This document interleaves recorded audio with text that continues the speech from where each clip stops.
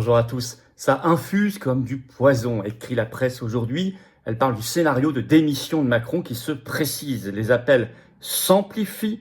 Vous allez voir ça dans cette vidéo très concrètement. Et puis Le Monde balance des enquêtes accablantes. On va les citer contre lui. La question qui doit nous interroger, c'est pourquoi un journal comme Le Monde le fait maintenant, sachant que ça va l'affaiblir considérablement.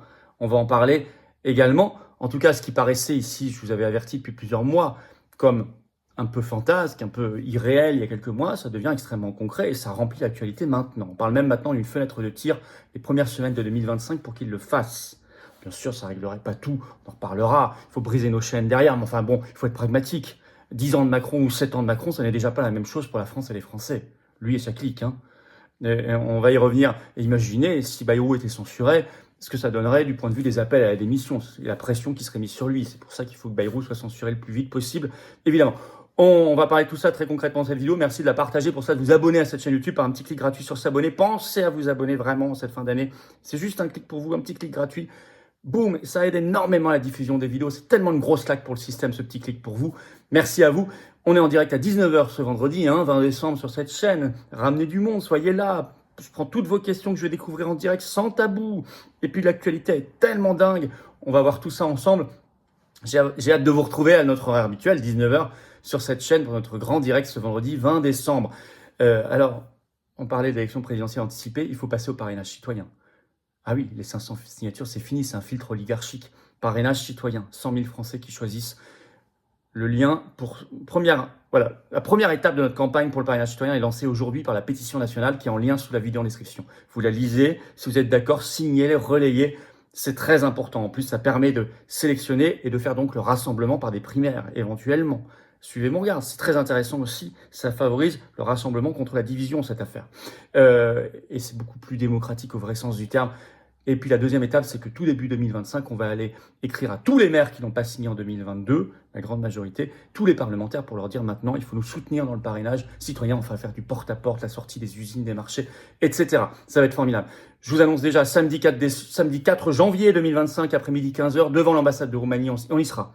C'est le symbole aujourd'hui de la tyrannie européiste et donc pour nous de la lutte pour briser nos chaînes et le Frexit. Je vous donnerai l'emplacement exact, mais retenez déjà samedi 4 janvier 2025, 15h, devant l'ambassade de Roumanie, le grand rassemblement contre la tyrannie européiste et pour le Frexit, pour briser nos chaînes. Soyez là, préparez-vous d'ores et déjà. Le 12 janvier, je suis à Toulouse. Lien d'inscription sous la vidéo en description, c'est entrée gratuite. Pensez à vous inscrire, bien sûr. Allez, je vous attends, patriotes. Je sais qu'il y en a plein qui se disent, je vais y aller là. J'ai pas envie d'être seul, on peut faire les choses. Ce mouvement, le plus grand mouvement souverainiste de France qui s'appelle les Patriotes, il fait des choses concrètes. Il est dans le rassemblement, il est dans l'action réelle, dans les tribunaux, dans la rue, partout. Oui, c'est vrai, mais j'ai besoin de vous. Je peux pas y arriver sans vous. Et vous, vous pouvez pas y arriver seul. Alors retrouvons-nous tous ensemble. Vous pouvez adhérer dès maintenant par le premier lien sous la vidéo en description ou faire un don au mouvement par le deuxième lien sous la vidéo en description dès maintenant. Je rappelle qu'on n'a pas un centime de financement public et ça permet par ailleurs de financer nos actions qui sont nombreuses et concrètes. Les liens sont également sur les-patriotes.fr et je rappelle que tout ça, c'est 2 tiers de défiscalisation pour vous. Ça fait baisser massivement vos impôts que d'adhérer ou faire un don, mais que votre compteur fiscal va être mis à zéro le 1er janvier 2025. Donc pensez à le faire massivement maintenant pour défiscaliser et baisser vos impôts. Bienvenue dans les belles valeurs, les grands combats, le plus grand mouvement de résistance de France. Et vous pouvez défiscaliser au passage, c'est formidable. Je vous attendais maintenant. Bienvenue et bravo aux donateurs et adhérents et nouveaux adhérents. On y va. Je voulais vous parler de tout cet agenda un peu long, mais c'est tellement important parce qu'il faut agir. Il faut surtout pas simplement parler, il faut agir. Démission de Macron, on en est où? L'hypothèse revient au galop, les choses s'accélèrent. Ça balance sur Macron. Je vous parlais de Le Monde. Alors Le Monde a sorti une première enquête le 18 décembre. Le titre, Emmanuel Macron, une certaine idée du pouvoir. Il y aura 4 papiers. Je vous parlerai du deuxième aussi qui est sorti entre-temps, mais il en reste 2 autres. Alors, vu ce qu'il y a déjà dans les 2 premiers, c'est à charge. Le Monde écrit dès le début en chapeau. Le Monde revient sur l'évolution déroutante du chef de l'État. Même son secrétaire général, Alexis Kohler, numéro 2 de l'Élysée, très puissant, qui est là depuis le début, ne le comprend plus et s'inquiète. Dans un palais de l'Élysée de plus en plus vide. Je vais vous citer un premier extrait. Vous allez voir cela. On y est. Régulièrement, la presse annonce Alexis Kohler partant, mais il est toujours là, dans ce palais qui se vide peu à peu. La lumière de son bureau allumée jusqu'à point d'heure. Il a encore besoin de moi, glisse-t-il en octobre à un confident. Pourtant, pour la première fois, avec la dissolution, il a douté. lui qui accueille d'ordinaire avec sang-froid et un humour pince sans rire les audaces du chef de l'État, s'est inquiété. Il a perdu pied. L'ont entendu soupirer plusieurs témoins. Il a perdu pied. Il y a un passage édifiant dans l'article qui a fait couler beaucoup d'encre, qui est très explosif politiquement. Alors, je ne pourrais pas vous lire tous les mots ici parce qu'on est sur YouTube, mais vous allez les deviner. Puis vous le retrouverez facilement, c'est dans Le Monde, 18 décembre. La question qu'il faut que vous vous posiez, c'est pourquoi c'est écrit maintenant? Pourquoi c'est balancé maintenant? Pourquoi Macron est aussi affaibli maintenant? Je cite. Le Boys Club, c'est autour de Macron, a installé au palais une atmosphère de chambray. Avec eux, on est loin du sacré et de la transcendance, 3 petits points, écrit Le Monde. Le soir venu, le président les retrouve pour se distraire après des journées harassantes. Petit P... Bon. Grande ta... Voilà comment ils se parlent, par texto ou autour de leur whisky japonais ou écossais, entre 2 imitations d'acteurs des années 60 et de citations de Audiard. Du 15 millième degré, explique Jonathan Guémas embarrassé. Ils ont quelques cibles préférées. Conseiller de Gabriel Attal quand il était Premier ministre, Louis Jubelin assure que l'Élysée avait baptisé Matignon la cage aux folles. Bon, je peux vous dire ça, c'est explosif politiquement. Bon, ça montre aussi le niveau, si vous voulez, de tout ça. On est effectivement loin de la transcendance. On est loin de Charles de Gaulle. Mais ça veut dire aussi, si vous voulez, qu'il est lâché maintenant. Il y a une ambiance de cour, d'ailleurs, incroyable autour de lui, avec ce que Le Monde appelle des petites punitions et des grosses humiliations, je cite. Je vais vous citer un exemple. L'attention portée aux chiens du palais reste un autre indice du degré de courtisanerie des uns et des autres. Il y a quelques mois, au milieu des labradors et des lévriers tazis, un invité de passage a ainsi assisté médusé à cette scène qu'aurait pu croquer Saint-Simon à Versailles. Bruno Roger Petit jouant à 4 pattes avec l'un des chiens dans un salon de l'Élysée. Confidence d'Alain Minc dans le journal. Emmanuel Macron est victime d'une griserie autosuffisante. Il ne s'entoure que de médiocres, ajoute Minc, car il ne faut qu'il n'y ait qu'un seul soleil dans la pièce. La veuve de Gérard Collomb, qui a été ministre de l'Intérieur, qui est mort, aujourd'hui, sa veuve menace de tout balancer. Je vais vous citer l'article, un extrait. Des projets de vengeance sourdissent ici et là. La veuve de l'ancien maire de Lyon, Gérard Collomb, songe ainsi à écrire un livre.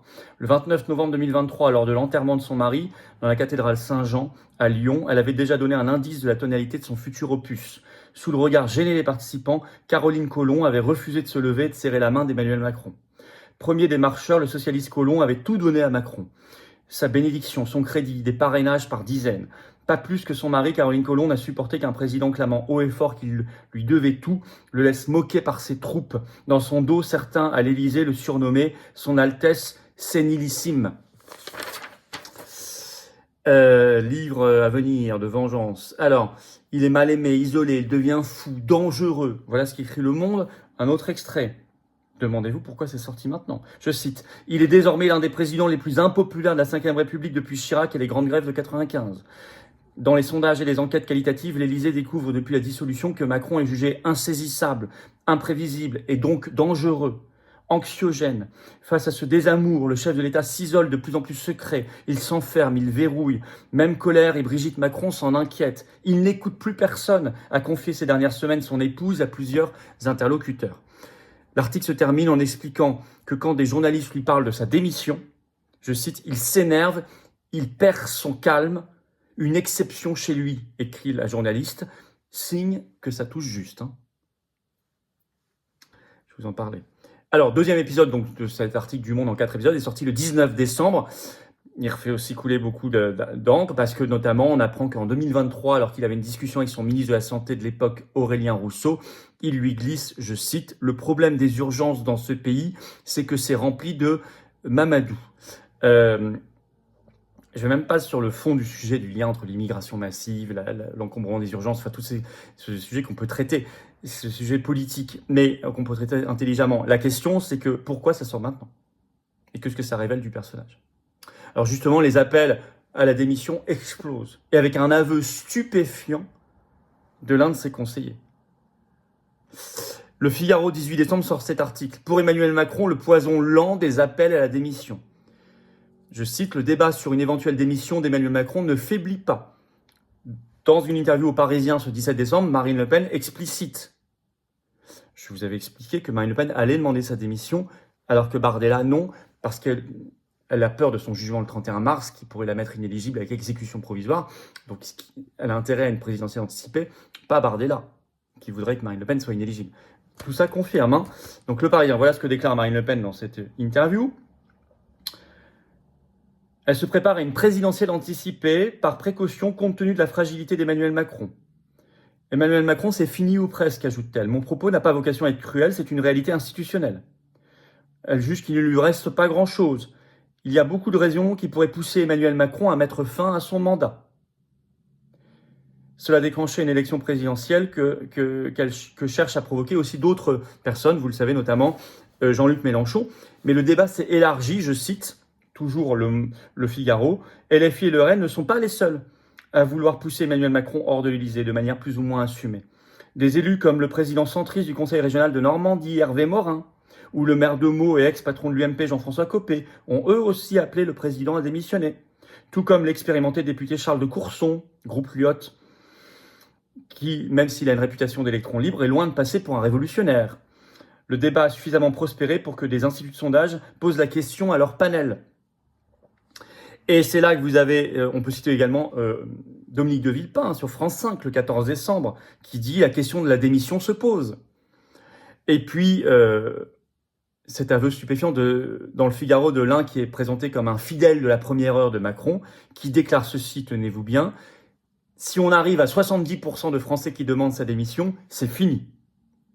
Or, dans le dernier sondage, tout début décembre, c'était le 5 décembre d'Harris Interactive, on en est à 64% qui demandent sa démission. Donc il manquerait 6 points. On pourrait lancer une sorte de démission-ton. On gagne des points tous les jours pour arriver aux 70 et hop, c'est fini, comme il dit son principal conseiller, son fidèle de la première heure. Quel aveu intéressant. Alors, bien sûr, Macron a dit dans une allocution après la censure qu'il ne démissionnerait pas. Mais le Figaro a analysé cela comme nous, je lui avais dit. Je cite le Figaro. N'était-ce pas risqué d'évoquer le sujet de la démission dans une allocution regardée par 17,5 millions de téléspectateurs ? Et, ben oui, le fait même qu'il soit obligé d'aborder ce sujet est un signe de faiblesse terrible. Signe que l'hypothèse est devenue très concrète. Et c'est la chute de Bayrou qui pourrait entraîner sa chute. Et ça, c'est tout à fait notre analyse depuis le début. Et c'est la fin de l'article du Figaro, je cite. D'autant que la chute de Michel Barnier et les premiers faux pas de François Bayrou, déjà empêtrés dans des polémiques, risque fortement d'atteindre Emmanuel Macron. Je cite, « Certes, François Bayrou était loin d'être son premier choix, lui qui était allé au bras de fer pour décrocher Matignon. Mais à l'Élysée, on est bien conscient qu'une nouvelle faille du Premier ministre rejaillirait directement sur le président. Alors cette fois, martèle-t-on dans l'entourage d'Emmanuel Macron, il faut que ça marche. Et donc pour nous, il faut que ça marche pas pour Bayrou. Non pas pour la France, pour Bayrou, ce qui n'a rien à voir. Donc il faut qu'il dégage. C'est pour ça qu'on appelle à sa censure le plus vite possible, parce que même les macronistes l'avouent. S'il part, comment va-t-on faire ? Regardez, Macron était ce 19 décembre à Mayotte, accueilli au cri de « démission, démission, démission » partout. Donc l'idée, elle a infusé partout. Ah oui, quand je vous en parlais le premier en France, dans un vendredi soir en direct, dans un direct, je vous en parlais de cette hypothèse de démission, on m'avait dit, je vous avais dit, j'ai des informations très précises. On y vient, il ne faut pas le lâcher, il faut censurer Bayrou le plus vite possible. Député RN, réveillez-vous. Évidemment qu'il faut le censurer, arrêtez de dire, on va lui laisser le temps, vous avez dit la même chose pour Barnier, c'est ridicule, on le connaît, Bayrou par cœur. Censure immédiate. Vous savez, il ne pourra pas continuer comme ça, il lui faudrait 10 Barnier ou Bayrou d'ici la fin de son mandat. Il ne les a pas, et il ne fera pas comme ça, il ne peut pas faire comme ça. La question de son départ se poserait, ce qui, bien sûr, sa démission ne réglerait pas tout. Il faudrait penser à la destitution, mais pour l'instant, je l'ai évacué puisque c'est bloqué par le RN, donc je ne peux pas faire. Bon, mais alors que la démission, c'est autre chose. Mais si ça revient, il faudra faire la destitution. J'y suis à fond pour depuis le début. Mais bien sûr, son départ ne réglerait pas tout. Il faut d'ailleurs, derrière, il faut briser nos chaînes. On est d'accord. Mais attendez, on a besoin de cette crise de régime. On a besoin de cette turbule, comme dirait l'autre. On a besoin qu'on soit hors du statu quo parce que sinon, c'est le petit ronron du système. On doit allumer des mèches pour faire sauter ce système, une bonne fois pour toutes, qui entrave l'avenir pour nous-mêmes et nos enfants, qui nous empêche d'aller vers des choses positives. La paix, la liberté. Bien sûr, attention, il faut passer au parrainage citoyen. Parce que sinon, ça ne sert à rien d'avoir une présidentielle si vous avez un filtre oligarchique. Si chacun court derrière ses signatures de maire toute la journée et oublie les Français, ce qui est un peu en train de se passer déjà. Non, nous, on veut le parrainage citoyen. Ce qui permet par ailleurs de départager des candidats d'une même famille politique éventuellement. C'est parfait, il n'y en aura qu'un seul à la fin. Rassemblement. C'est les Français qui choisissent. C'est formidable, ça a plein d'atouts, plein d'avantages. Si vous soutenez ça, il y a la pétition pour le parrainage citoyen, première étape de notre grande campagne nationale, qui est déjà maintenant en lien sous la vidéo en description à signer et relayer. On est par ailleurs à 19h en direct ce vendredi 20 décembre sur cette chaîne, notre grand direct. Ça va être sacrément intéressant, au cœur de la marmite, hein, au cœur du chaudron, là. On va y être. Je prendrai toutes vos questions en direct. Soyez là, évidemment. Et puis, je vous attends, patriotes. Voilà. Nos rendez-vous, 4 janvier, on fait devant l'ambassade de Roumanie. 12 janvier, je suis à Toulouse. Il y a le lien sous la vidéo en description.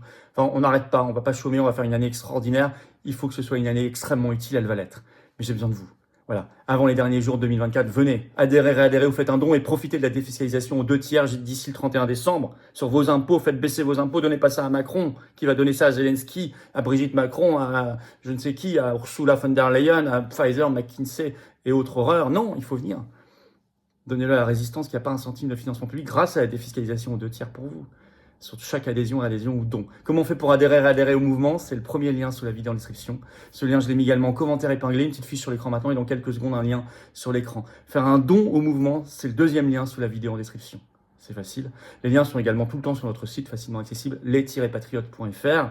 C'est défiscalisé aux 2/3. Bienvenue et bravo aux donateurs, aux réadhérents, aux nouveaux adhérents patriotes, du fond du cœur. Et vive la France!